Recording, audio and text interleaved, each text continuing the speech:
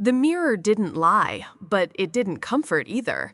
Savannah Blake stood in the bathroom of the Riverstone Hotel, her breath shallow, her fingers trembling, staring at the woman staring back. A woman who looked like her but wasn't. A woman who had been beaten, not in a war zone, but on a ballroom floor. A woman in a white dress with blood on her teeth and betrayal in her eyes. Her lip was split open. Blood had dried along the edge, turning crimson into brown. Her cheek was beginning to swell.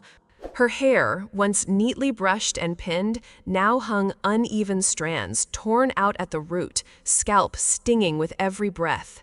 Her dress, once chosen with a flicker of hope, now clung to her like a joke. Torn, dirty, disrespected. And the worst part, it didn't happen in the dark. It didn't happen in secret. It happened under chandeliers, in front of people, in front of family, in front of 70 witnesses sipping champagne who all stayed silent. No one had stepped in. No one had shouted, "Stop." Not even a gasp loud enough to change anything. Her mother, her own mother, had smiled and sipped wine as Savannah was dragged by her hair. The guests, they had whispered. One even muttered, "I think she deserved it." Savannah wasn't in combat, she was in a party, and still it felt like war. But wars have rules. What her sister Fallon did had no rules, no honor, no line she wasn't willing to cross. The woman in the mirror blinked again. Who was she now, Maureen? Survivor? Soldier? And yet suddenly, just a girl, alone, exposed, dismantled in satin and silence. But in that cold bathroom, something snapped, not with rage, but with clarity. She had served her country. She had endured grueling deployments, sleepless nights, sandstorms, and the heavy, quiet duty of protecting others. Yet she had never felt more violated than she did by her own blood. Fallon didn't just slap her, she erased her, dragged her out like she was an inconvenience to be cleaned up. Like she was the wrinkle in Fallon's perfect brand.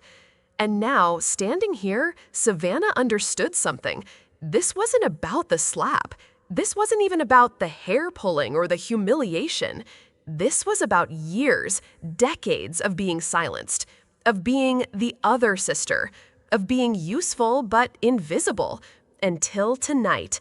Tonight, Savannah Blake saw herself for the first time. Not the soldier, not the sister, not the side character in Fallon's success story. She saw the version of herself that bled quietly for everyone else's comfort. And she knew that version was gone now. This time, Savannah wasn't going to fight for acceptance. She was going to fight for the truth. No more silence, no more shame, no more mirror she didn't recognize. The applause was still echoing when Savannah stepped into the ballroom. It was grand. Gold-trimmed chairs, champagne towers, crystal chandeliers that sparkled like cameras waiting for the next perfect moment. Fallon Blake's name was printed on every napkin, every screen, every ego in the room. Savannah moved quietly along the wall, trying not to be noticed. Not that anyone noticed her anyway. She wasn't part of the script, not part of the performance. Her mother was working the room like a politician on campaign night, all teeth and wine and smiles that never quite touched her eyes. Fallon, meanwhile, stood at the center glowing. Black dress, red lipstick, laughing that perfectly rehearsed laugh she saved for investors, influencers, and interviewers. The tech queen, the feminist icon, the face of grit and grace. And then Savannah approached. She placed the gift gently on the table, a restored photo of the two of them as kids, back when Fallon still looked at her like a sister instead of a prop. "Wow," Fallon said behind her, "didn't expect you to show up." Savannah turned slowly. "Didn't expect to be invited," Fallon smirked. "Mom thought it'd be good for the optics. You know, family values." She picked up the frame, looked at it like it was a coffee receipt, then dropped it without a word. "Try not to make a scene," she said. "We both know you have a history." "A history?" Savannah's jaw clenched. "A history of what, Fallon?" Being quiet, showing up and clapping for you like I'm the understudy in your biography? The smirk faded. A flash of something dark passed through Fallon's eyes. "You're jealous," she hissed. "You think that uniform makes you better than everyone." Savannah's voice dropped low and even. "I didn't join the Marines to be better than you. I joined to get away from you." Then, without warning, Fallon snapped. A slap, loud, cracking, echoing through the room. Then the hand in her hair. Then the dragging. And the silence. 70 people. Not one moved. Not one gasped loud enough to matter. Not one friend. Not one ally. Her mother. She stepped aside, wine still in hand, and smiled. That smile said it all. "Don't embarrass us. This isn't about you. Take it." So Savannah took it.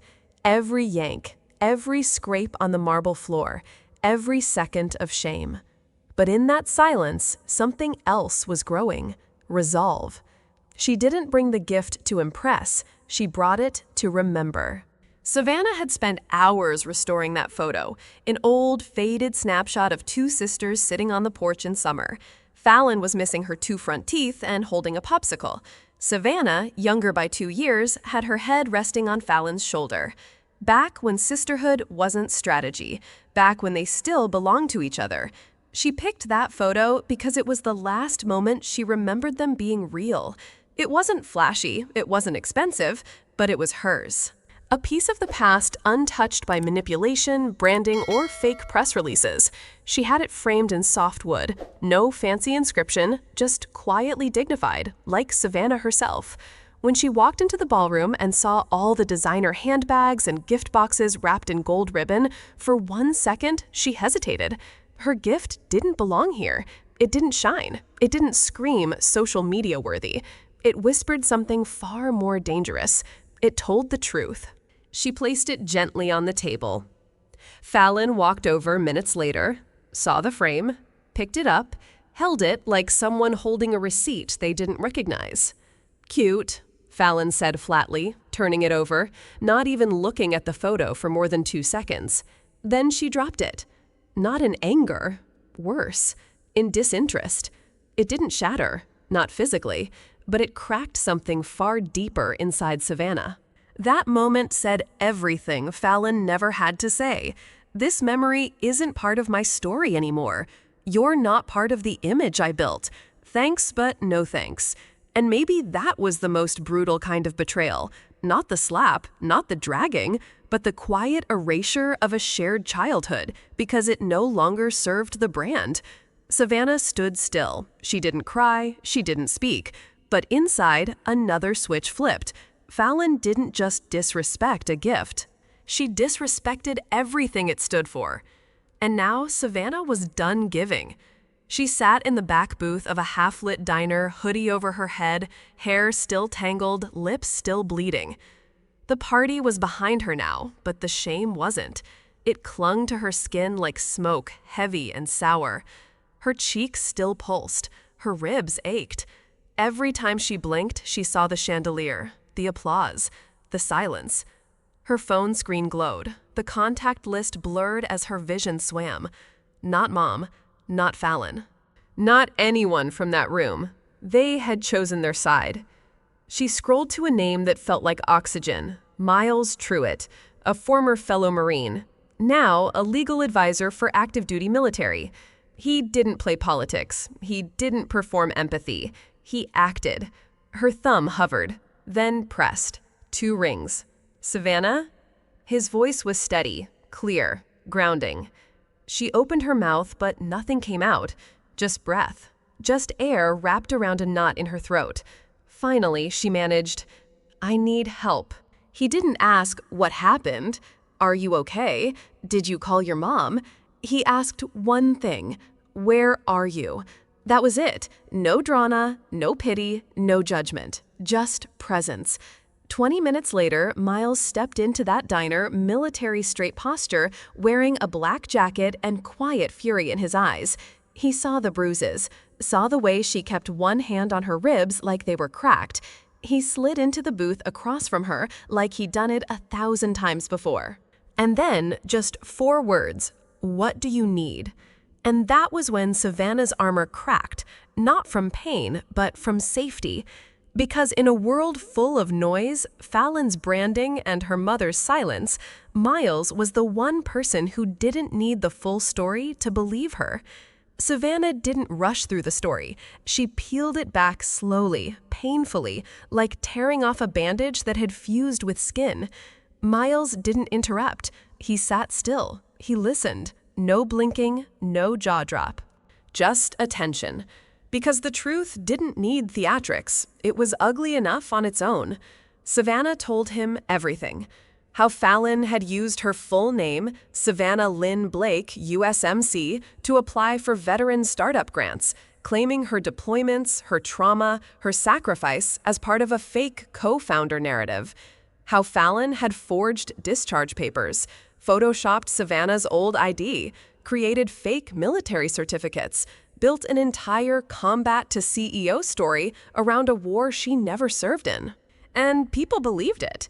Because who questions a beautiful woman in heels holding a folded American flag on the TEDx stage? Miles's fingers curled into fists beneath the table, but he didn't speak. Not yet. Savannah continued. Fallon got over $180,000 in grants, sponsorships, and media deals from veterans organizations, tech accelerators, and women in leadership nonprofits, all built on Savannah's history, her blood, her years in sand and sweat and silence. What Fallon stole wasn't just identity, it was honor, it was belonging, and worst of all, it worked. Fallon had become a symbol, a face, a veteran tech founder on magazine covers.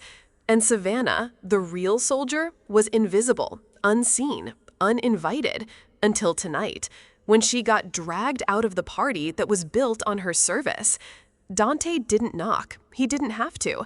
The moment Miles texted him with the word stolen valor plus 180K, Dante was in.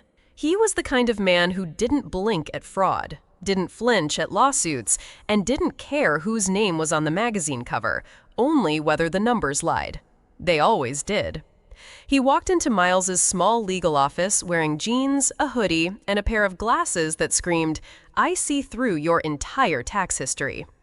Savannah looked up as he entered. He gave her a single nod, not out of disrespect, but precision. Then he said it bluntly without fluff. "You weren't just betrayed. You were manipulated. You were converted into a brand without your permission. Fallon turned you into her PR campaign." Savannah stared. Dante dropped a laptop bag on the table and began pulling files, screenshots of grant awards, LLC registrations, IP ownership, business partner lists, video snippets from Fallon's speeches, tech conference panel bios. Fallon's empire was digital. Dante's domain was digital, and he was about to burn it down.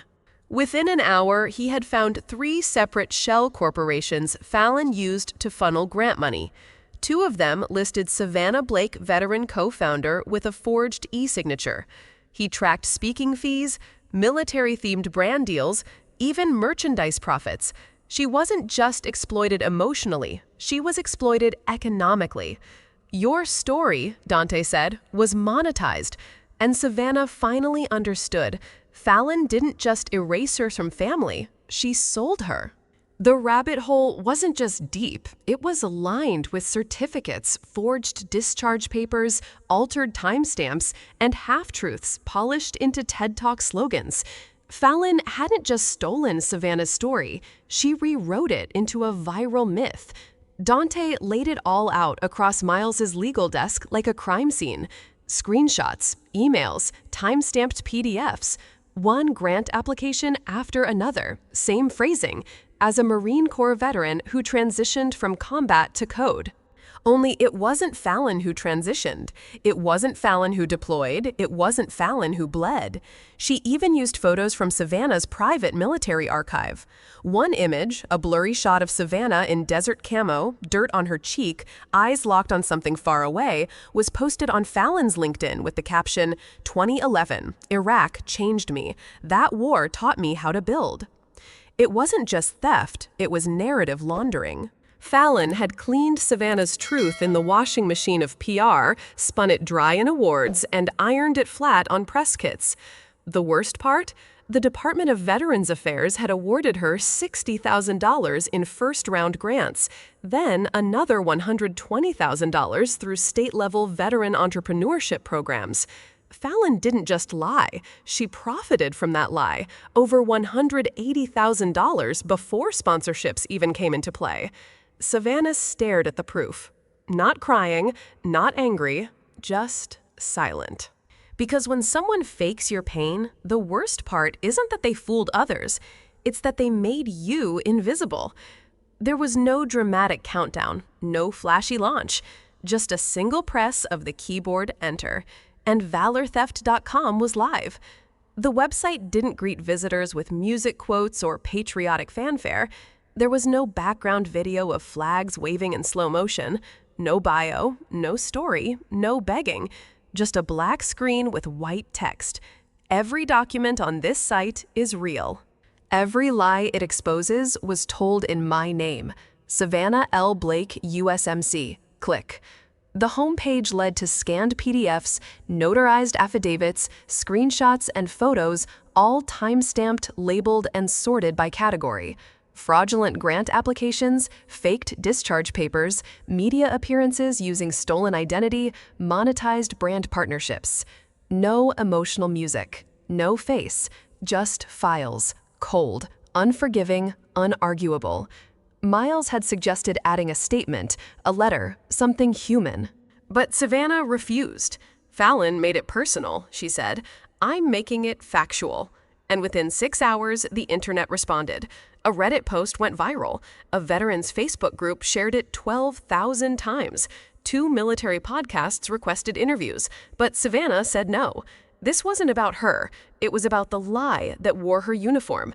She titled it My Truth. The thumbnail, Fallon in a soft beige sweater, eyes glistening, sitting beside a window soaked in golden hour light. Cue piano. Not dramatic, just sad enough. Fallon took a shaky breath, then looked at the camera as if she had just been told the love of her life was gone. I wasn't going to say anything, but I can't stay silent anymore. She dabbed the corner of her eye. Savannah, she's my sister. I've loved her my whole life, but she's going through something right now. The piano swelled. She was always intense, even as a kid, very black and white, very reactive. She smiled sadly. I've built something, yes, but never by erasing her. I only ever wanted to honor her story. Click. Back to Savannah's webpage PDFs. Evidence. Military records. Grant approvals. No sweaters. No tears. Just truth. But Fallon's video hit 1.2 million views in 9 hours. Instagram was flooded with hashtag #FallonStayStrong. One verified influencer wrote, "Even good people have messy families. I stand with Fallon." Savannah didn't reply. She didn't film a rebuttal. Because Fallon wasn't trying to prove innocence. She was trying to weaponize sympathy. And sadly, it was working. The email came at 2:14 a.m. No subject, no greeting, just a single sentence.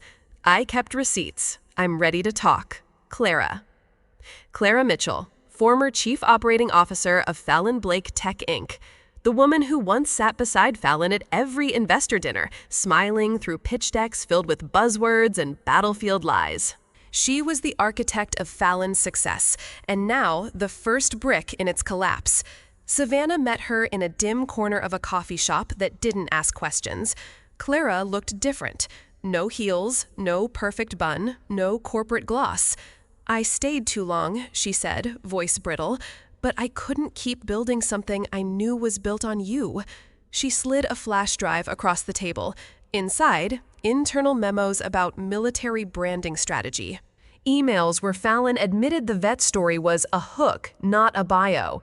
Pitch decks where Savannah's face photoshopped appeared in every slide. Budget reports detailing funds from veteran-specific grants. "They paid me well to shut up," Clara whispered. "But I didn't join a tech startup to become an accessory to fraud." The final file, a resignation letter, never sent, dated 11 months before she left. She had known. She had waited. She had watched Fallon lie on stage again and again. But now Clara had picked a side, and this time it wasn't Fallon's. Dante opened the first folder. What he found wasn't sloppy. It was polished, precise, corporate. Fallon hadn't improvised her deception. She had systematized it. PowerPoint decks titled Brand Narrative from Battlefield to Boardroom, Viral Value, The Veteran Angle, Marketing Slogans, Combat Tested, CEO Approved, From Uniform to Unicorn, Fallon Blake Built Different. Photoshopped images, Fallon in fatigues, Fallon saluting. In one photo, the name tag on her uniform read S. Blake. Emails between Clara and Fallon's marketing team, Fallon, "We need more images with me in boots. Don't use Savannah's face, just the body." Clara, "I'll tell design to blend it better. The scars on Savannah's arm are visible in some edits." Fallon wasn't just pretending. She was packaging military sacrifice as a brand asset. She used Savannah's training photos, cropped, color-corrected, to win grants, interviews, speaking slots at veterans events. She pitched to venture capitalists with words like resilience, combat grit, and sisterhood forged in war. But Fallon never held a rifle, never wore dog tags, never dug through sand or slept under mortar fire. She held a mic, wore heels, and smiled. Savannah had bled. Fallon had photoshopped it into profit. Dante didn't need a subpoena. He just needed Wi-Fi and patience. He opened Fallon's LinkedIn. There it was, proudly displayed. Former advisor, Depth of Defense, 2015-2017. Founder, Vets Lead Coalition. Consultant, U.S. Military Women's Mental Health Initiative. Guest lecturer, West Point. Every line sounded impressive. Every title felt bulletproof. But then Dante dug deeper.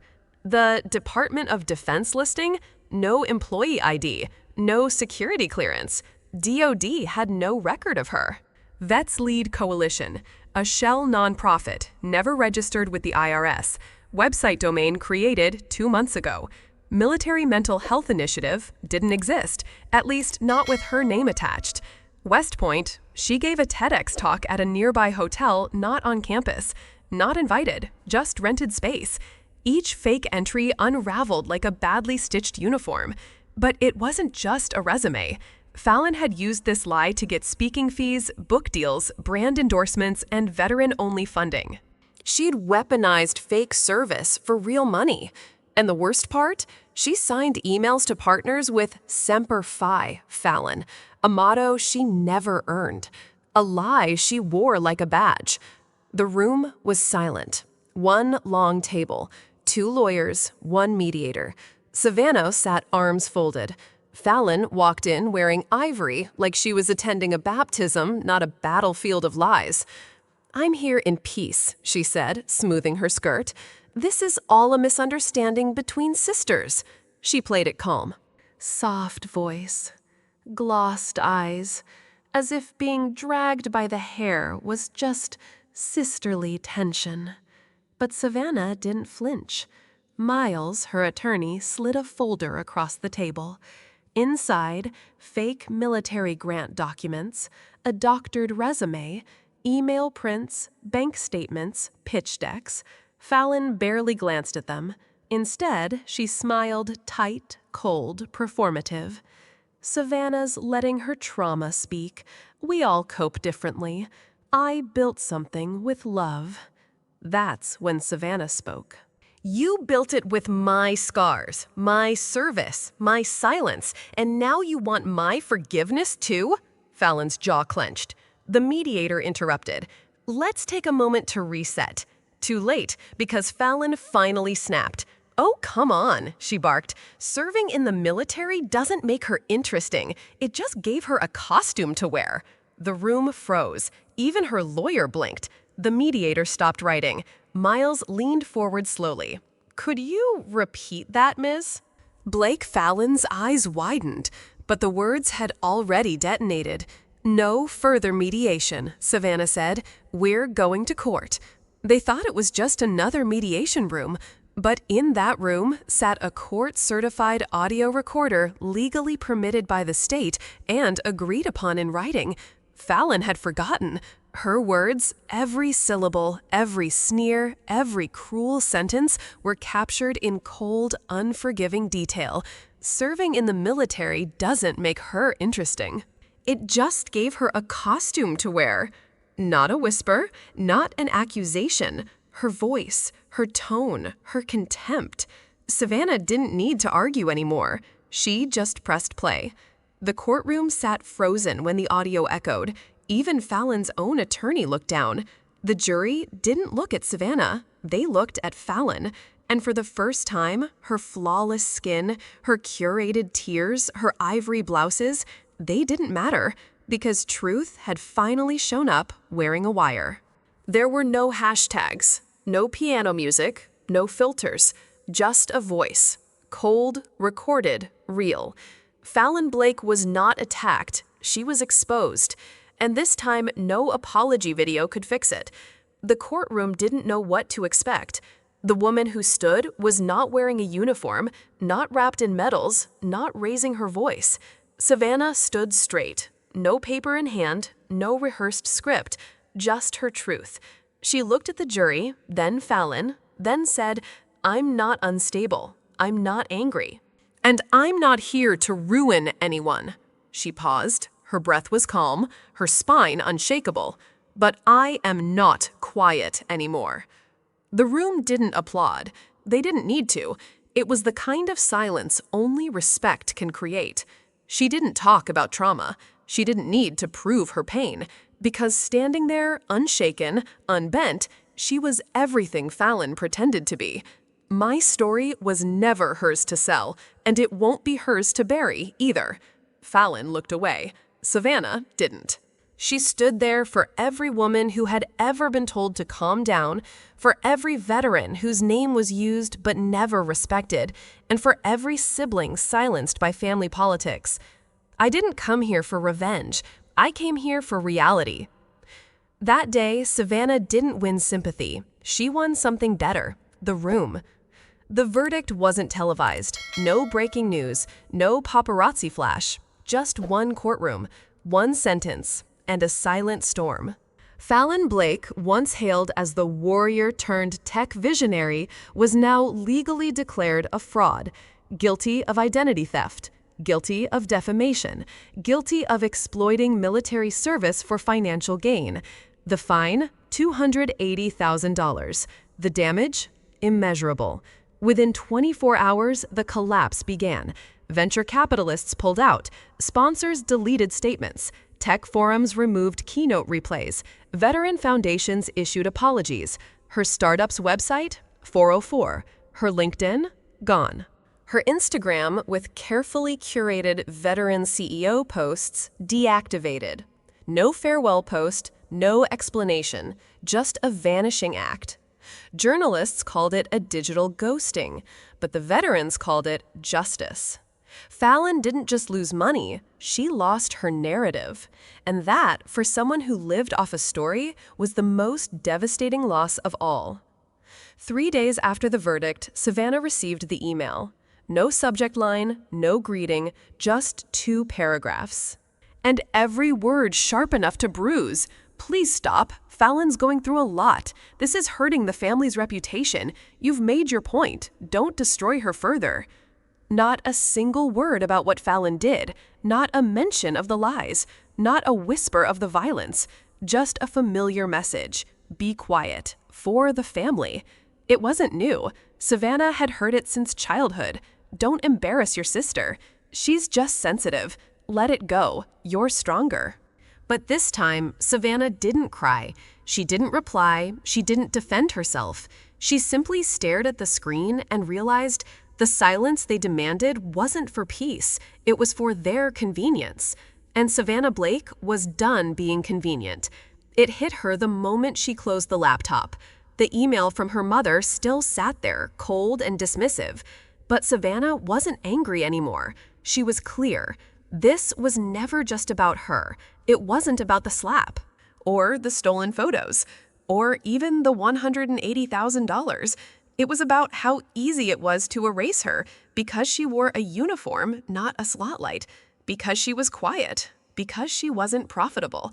And if Fallon could do it to her, how many others were still being used, still being photoshopped, still being erased? Savannah thought of every veteran whose name was borrowed for branding, every sister whose story was twisted for clout, every woman who was told, "You're too emotional.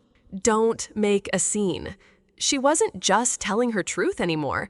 She was holding space for others who couldn't.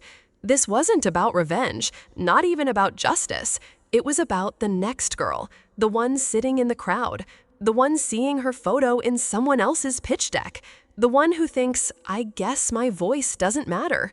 Savannah knew now. Her voice mattered, and she'd use it for those who hadn't found theirs yet. There was no applause when she stepped back onto base. No banners, no salutes, just the same gravel crunching beneath her boots. But this time, every step felt different. For the first time in years, Savannah Blake wasn't hiding. She was reinstated, her rank restored, her record cleared of all false affiliations. The officers nodded as she passed. Some even stopped to shake her hand. But it wasn't the gestures that hit her hardest. It was the mirror. In the locker room, same cracked tile, same flickering light, she looked at her reflection. And this time, she recognized the woman staring back. No bruises, no self-doubt, no borrowed story. Just Savannah, whole, wounded but not broken, stronger for having spoken. Later that week, she was asked to speak to new recruits. She stood at the front, uniform crisp, eyes steady, and said one sentence that silenced the entire room. If someone tries to steal your story, don't let them finish the sentence. They didn't clap. They just stood up. And that was louder than any standing ovation. Savannah didn't come back for revenge. She came back to remember who she was. And now she's helping others do the same. Savannah wasn't just back in uniform. She was back with purpose. After years of being dismissed, used, erased, she was finally in a position to say, "This is who I am, and no one else gets to define me." She wasn't sent to combat. She didn't hold press conferences. But every week, she did something far more radical. She sat with new female recruits in the same room where she once swallowed her voice and told them stories no one had ever dared to say aloud. Stories about being overlooked, being disrespected, being strong anyway. And one line she always came back to, "You don't need to be photographed to prove you're powerful. You just need to stay standing when it would be easier to fall." Some cried, some stayed silent. All of them listened, because Savannah Blake didn't speak to impress. She spoke to remind them, your story is yours. Guard it, and never apologize for living it out loud. Fallon wanted the medals, the honor, the attention, the applause. She wanted the title of hero without ever standing in formation. She wanted the respect without sacrifice, the glory without grit. She didn't want Savannah's story. She wanted Savannah's status. But what Fallon never understood was that status comes with scars, with silence, with sleepless nights, with moral weight that doesn't glitter in startup pitch decks. And when the truth finally caught up, Fallon couldn't wear the uniform anymore, not even in her lies. Because Savannah made sure the story belonged to the one who lived it. In her last statement, Savannah didn't scream. She simply looked at the court, then to the cameras, and said, "She wanted my status. Now she has my consequences." And then she walked out, not as the girl who was dragged by her hair, not as a victim, but as a soldier, a survivor, and the rightful author of her own name. There are moments in life when staying silent feels easier than being judged, easier than being called dramatic, selfish, or unstable. But the truth is, silence isn't strength when it protects someone else's lie. Speaking up isn't weakness. It's how you reclaim your name, your worth, your story. Savannah's journey reminds us you don't have to be loud to be powerful. You just have to tell the truth, even when your voice shakes, especially when no one else is clapping. Because no one, not even your family, has the right to rewrite your life. If this story touched your heart, if it reminded you of someone you know, or maybe of yourself, then don't let it stop here. Hit that subscribe button. Tap the notification bell so you never miss a story that matters. And most importantly, share this with someone who needs to remember, you are not crazy. They just got too used to your silence. This is Pieces of Soul, where stories heal and truth has a voice.